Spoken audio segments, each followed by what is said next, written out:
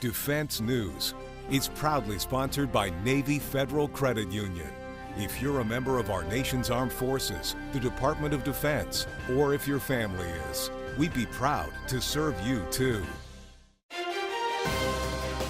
On this edition of Defense News Weekly, we'll look at a tiff between Britain and the United States over the Middle East, get up close with a possible Bradley replacement, and find out when the next U.S. aircraft carrier might be ready. We'll also discuss whether or not it's important to count ships. With in-depth interviews, up-close video, and leading analysis, this is Defense News Weekly.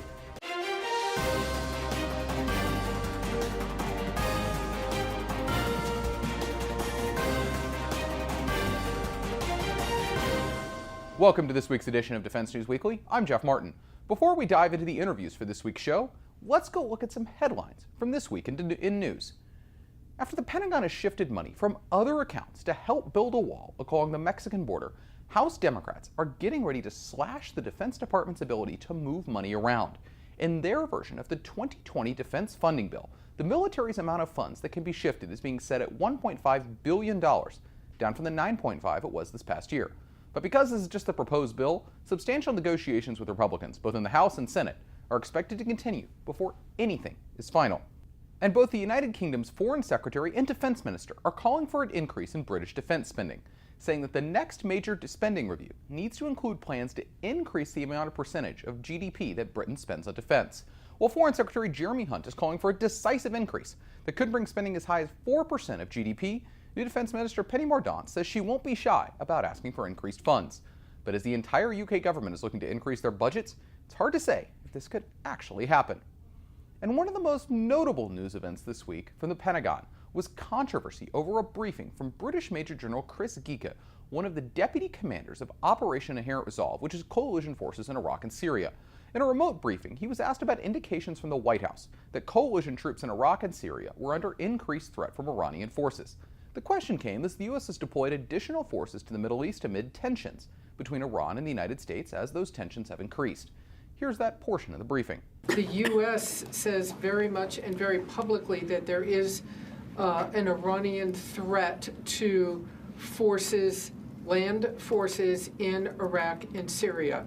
So I'd like you to square that for me. You see no threat? Do you believe there is a threat? Help us understand why your view is, on the surface at least, so different. And I have a quick follow-up. So I don't think there's a difference here at all. There are a range of threats to American and coalition forces in Iraq and Syria. We monitor them all. Iranian-backed forces is clearly one of them. And I'm not going to go into the detail of it, but there are a substantial number of militia groups in Iraq and Syria, and we don't see any increased threat from many of them at this stage. After the briefing, the U.S. Central Command released a notable statement disputing Geika's remarks, saying that there was a threat of, quote, imminent attack on forces in Iraq and Syria. And later on, the British Ministry of Defense released their own statement defending the general. So what does all of this mean? Basically, there just appears to be a large disconnect between what the United States is feeling about the Middle East compared to her European allies. The U.S. Army has made clear that replacing Bradley fighting vehicles is a top priority in a program known as the Optionally Manned Fighting Vehicle. Recently, I visited one of the competitors, Rheinmetall, who are partnering with Raytheon to bring forward the Lynx. It's a modular, all-new vehicle that is being entered in both the U.S. competition and the Australian Land 400 program. While I was at the facility, I asked their capture manager about their relationship with Raytheon and what's next for the vehicle. We believe that together with Raytheon, we will be able to compete effectively. It will be a tough competition, that's for sure. It was never going to be easy, but we believe that we are well positioned, and we also believe we have a credible shot at securing one of those two EMD contracts and Americanize the platform for future phases of the program. It is very clear that Lynx, if we are selected for OMFV, will be manufactured in the United States by U.S. workers. We will be creating additional U.S. jobs, so that's a very important message for us. We're fully committed, fully dedicated to that effort. Lynx will be made in the USA. Other competitors include BAE Systems and General Dynamics, and the goal is to get the winner into the field by the mid-2020s. And one of the biggest shipbuilding concerns right now is the submarine supply base, and if it can support building both Virginia-class attack submarines and Columbia-class ballistic missile submarines for the Navy. At Sea Air Space 2019, David Larder asked about that question during his interview with the Navy's acquisition chief. Take a look. I have to be remiss if we didn't talk about submarines real quick. The anxiety that I'm getting from industry, certainly from industry and occasionally from the Navy as well, is the supplier base. We've got a third Virginia in the budget, in the fit-up. We've got Columbia coming online, and all of this is happening all at once. And there's some concern that downstream, not necessarily at Bath, but in their supplier network, that's going to put things under pressure. I'm wondering, how do you manage the supplier issue, and how do you make sure that you keep these programs on track, especially with Columbia, being that, as the Navy's been saying for years, there's very limited margin for error? Yeah, I think you're absolutely right. We have a submarine industrial base, both government supplier and Electric Boat Newport News, done tremendous things rebuilding itself from a decade of kind of hiatus in the 90s, and gotten up to 2 Virginias a year and done a very good job of that. Submarines are very sensitive to cadence and sequence, and so the art will be, as we add in Columbia and some of the other mods we want to do to Virginia, not to mess up that cadence and sequencing, and then causing massive disruption as we work our way through. So we're supremely focused on Columbia, making sure that design is solid. The biggest threat to Columbia is Virginia, and so if we don't keep Virginia on track, then that can cause disruption to Columbia. The biggest threat to Virginia is the supplier base not being able to keep up. So we've got a number of initiatives. We have an integrated enterprise that looks at all the suppliers for all of our nuclear construction, and looking at them in total. There's about 329 of those, and making sure they are up to the task. And then where we see challenges, either getting at rate or having kind of single source, proactively addressing those challenges. Congress has been a great help with us. They provided funding to go after those, and so we will continue to manage that. But we've got to, again, it's a big enterprise, and got to keep focused on it. And last question, with the maintenance challenges that you've had with the attack boats, you've said publicly that sometimes the suppliers that are supplying things for the for maintenance jobs are the same ones that are supplying for Virginia and will be supplying for Columbia.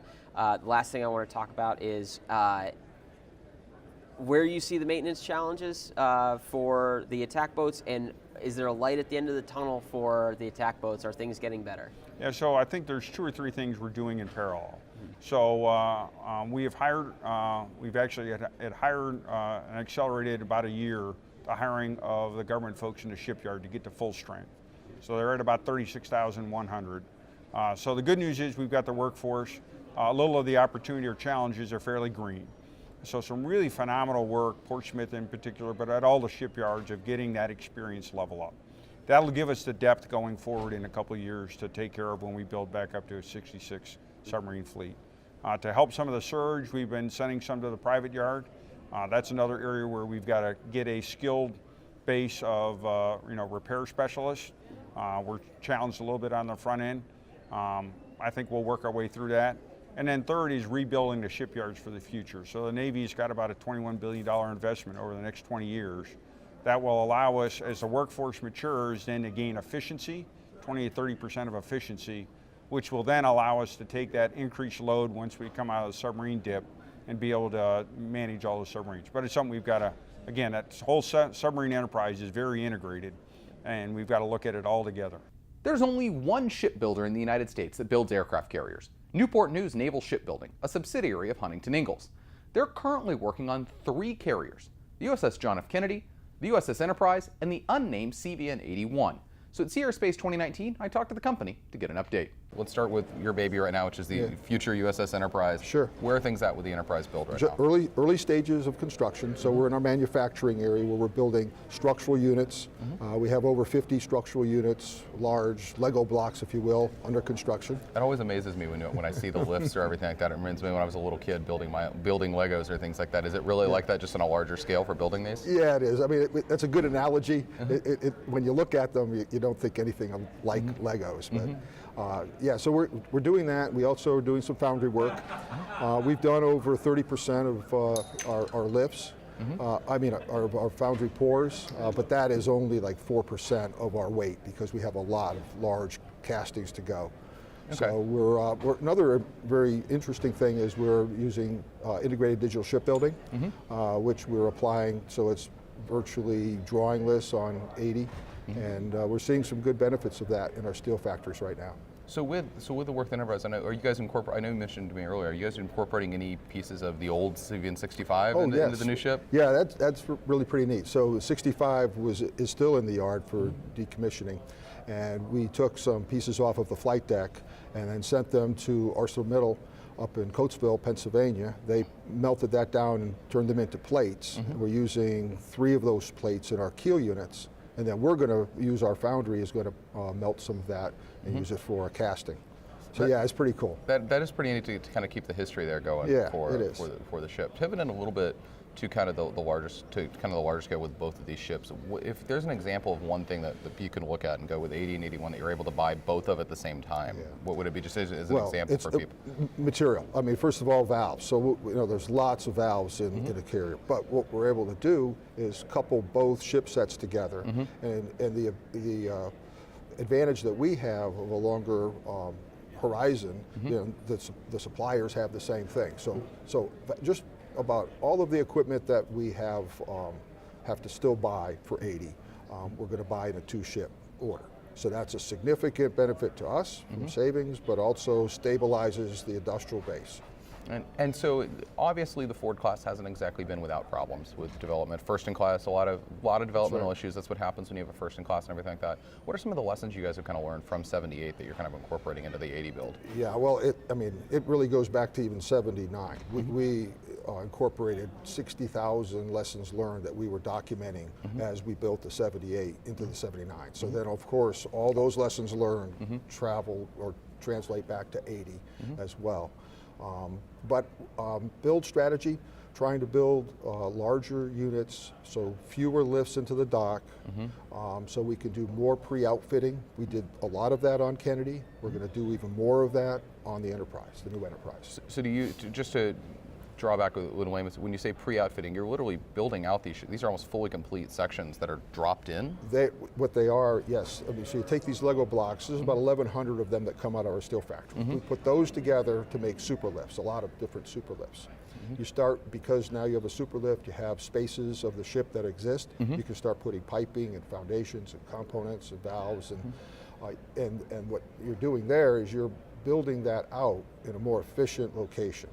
You have more access for material when you're on land level and it's not down in the dock as part of the ship yet, or we even do some of that work in the shops. So it's a more efficient way to do work. Great, and so pivoting, you mentioned it, to CVN-79, the future USF John F. Kennedy. Where are things at the construction right now? Sure, coming along well. We're at about 55–56% complete overall. We're finishing up the erection of the ship, those Lego blocks going into the dock. We only have 9 left, and one of those being the island, which will be landed later this month. So coming along well, and we're going to launch about 3 months early. This year as opposed to next year. That's big. How did you get there?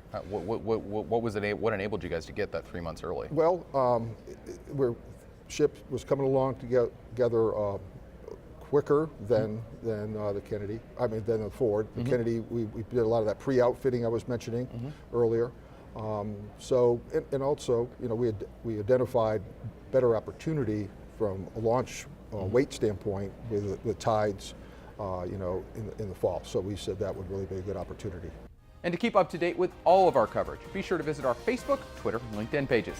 Also be sure to add us on Apple's News app and other platforms for the latest updates.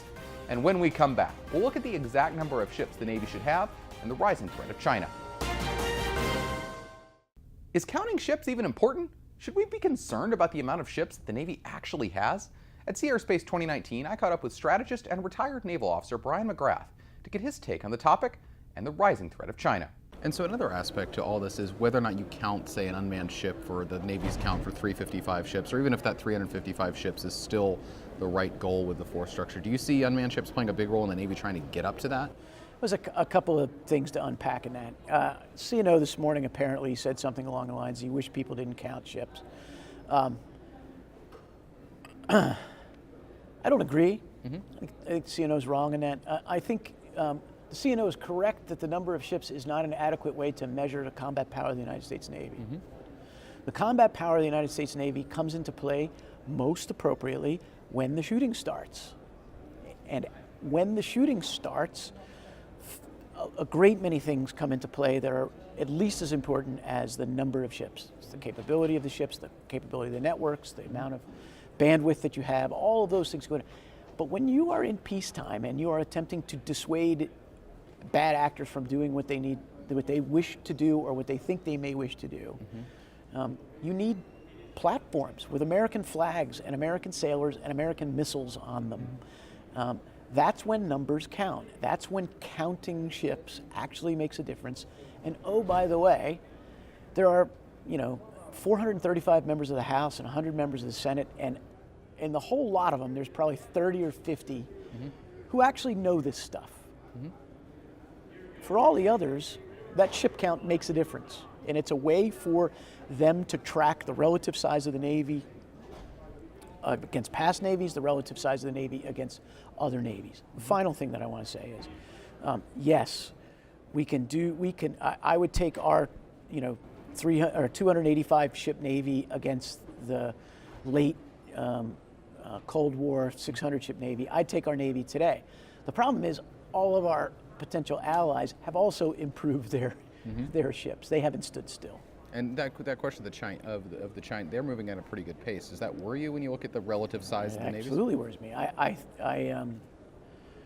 I think that the pace of Chinese shipbuilding should concern all Americans. I think they are not building a Navy to eject us, solely to eject us from our position as a Pacific power, but they are. They are also building that Navy to be a globally dominant maritime force, and that is going to rub up against us all over the world, and I think we ought to be concerned about that. When we come back, we'll look at the Navy's future helicopter trainer and discuss the future of the service's amphibious ships. On this week's Money Minute, Navy Federal Credit Union personal finance expert Jeanette Mack offers her latest tips. When your teen gets their college acceptance letter, it's a day of excitement and anticipation. For a lot of parents, it's also a moment for mild panic, asking yourself if you're financially ready. Don't worry, you're not alone, and you're not without options. Federal loans, grants, and scholarships are still widely available. And of course, service members and their families have access to the GI Bill. Once you've covered your bases with as much free money you can get from scholarships or borrowing money to cover costs, don't forget about private student loans as ways to cover some potential gaps for costs like housing and books, and of course, more tuition. Work with a lender that will help you understand just how the student loan will impact your budget. Better yet, work with one that offers a discount for automatic payments. That's especially good if the student's name is on the loan and making payments while they're in school. They're building good credit while paying down the loan. The prospect of your kids going to college can be just as exciting for parents too. It just takes a little planning, a little bit of homework, and just like your college student, you'll succeed. Thanks, Jeanette. We'll see you next week. To get more defense news coverage, be sure to visit our website at defensenews.com and subscribe to our Early Bird Brief, delivered to your inbox every weekday morning to get you ready to start the day. And when we come back, we'll look at the Navy's future helicopter trainer and discuss the future of the service's amphibious ships.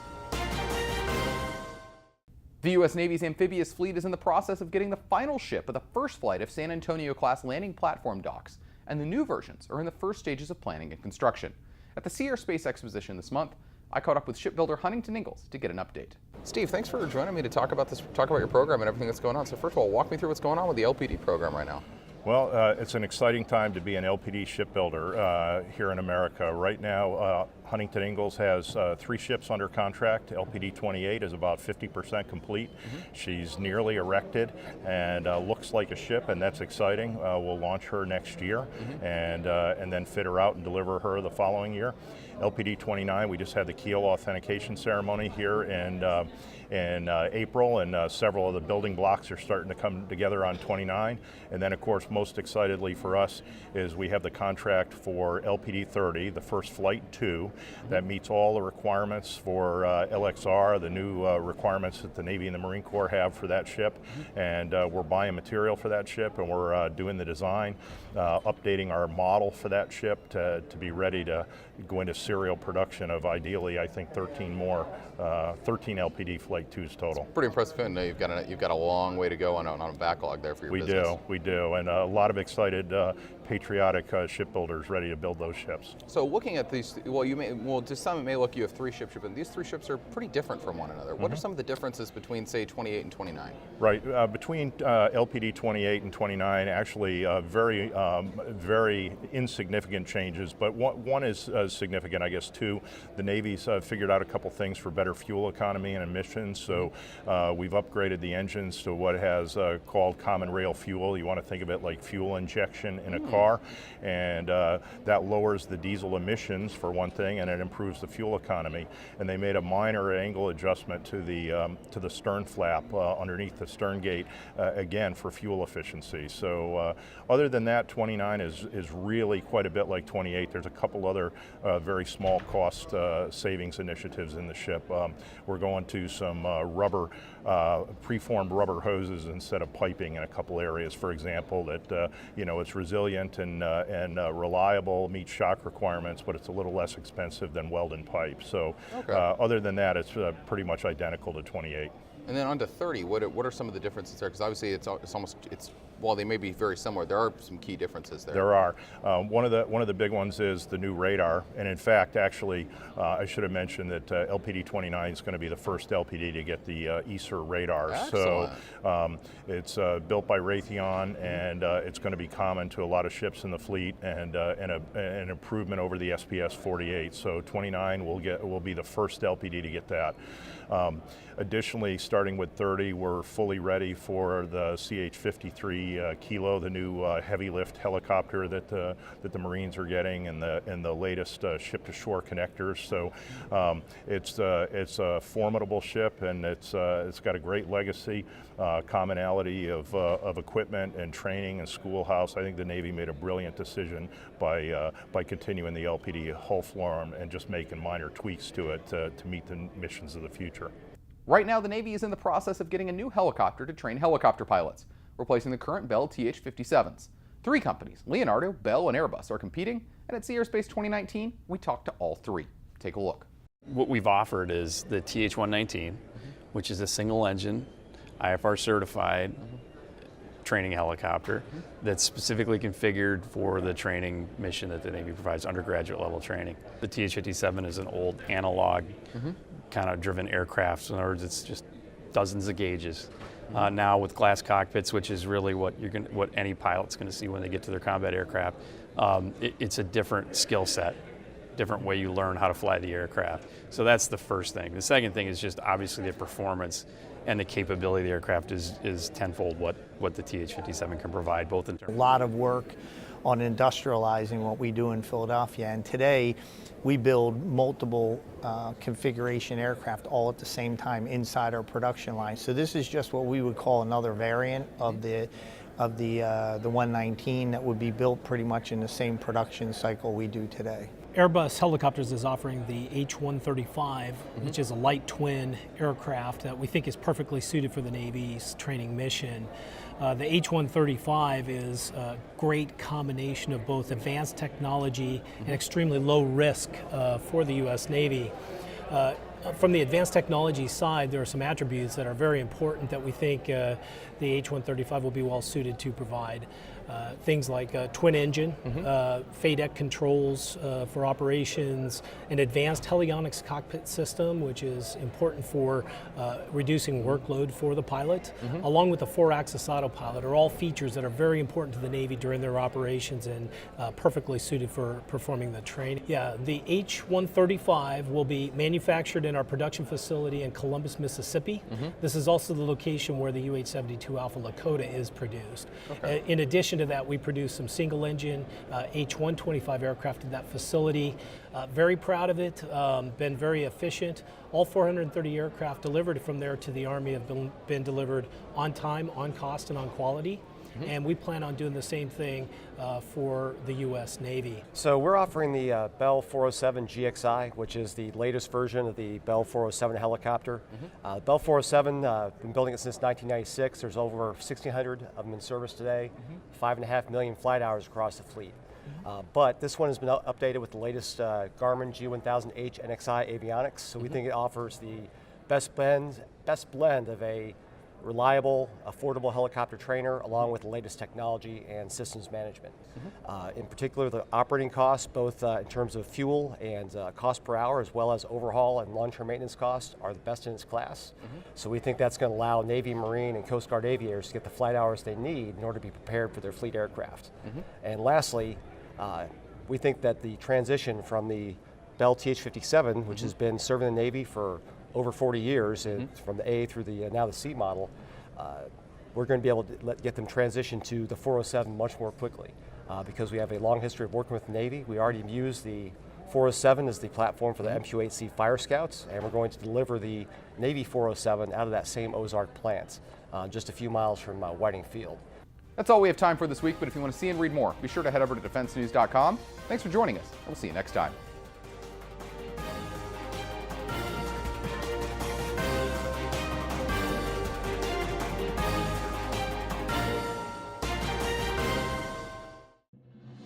Defense News. It's proudly sponsored by Navy Federal Credit Union. If you're a member of our nation's armed forces, the Department of Defense, or if your family is, we'd be proud to serve you too.